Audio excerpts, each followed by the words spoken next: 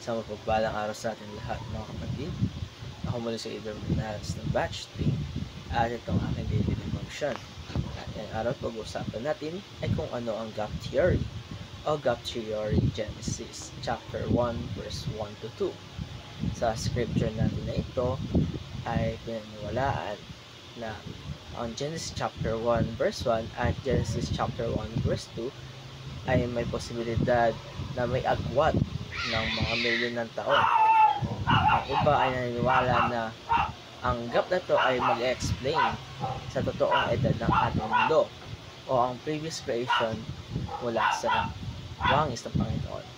Pero importanteng malaman natin na ang Biblia ay hindi tinuturo ang theory na ito, kaya dapat natin itong pag-aralan o pagbulay-bulayan ng maigi. Marami sa mga faithful Christians believe that the creation account is continuous and complete from Genesis 1 verse 1. So, hindi natin kailangan maghanap ng malaking agwat or gap sa pagitan ng mga verses.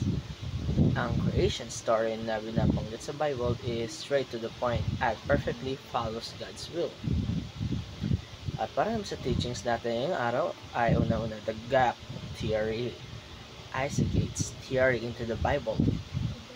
Ibig sabihin nito, it tries to impose a theory onto the scripture. We must be cautious of reading into the Bible things that aren't there. We must understand that the Bible speaks for itself and that every theory we hear should be considered gospel truth. The Bible must be used as a basis of science. Science and faith can coexist, but it is important that we always use the Bible as the foundation of our beliefs. Science helps us to understand the how, but the Bible shows us the why behind our creation or the creation of the world. Next is the Bible teaches a 6-day creation. Sa pagtalakay natin sa Genesis, malalaman natin na it took 6 days for God to create the heavens and the earth and everything in it. This is the foundational to our faith in the divine creation of the world. Also, it is important to remember that the sin and death entered the world because of the fall of man, the fall of Adam, because sinuway niya ang Panginoon mula sa pagkagat sa prutas ng good and evil, at hindi dahil sa mga nangyaring sa mga noong panahon o mga noong ating kasaysayan. Upang mas maintindihan natin ang hierarchy ng revelation na ito, napakahalaga na makita natin ang revelation ng Panginoon sa Biblia mula sa Old Testament hanggang sa New Testament. Malalaman natin dito ang tunay na nature ng Panginoon at ang plano niya para sa atin. Para naman sa unang application natin ngayong araw, I consider the Bible as our supreme authority.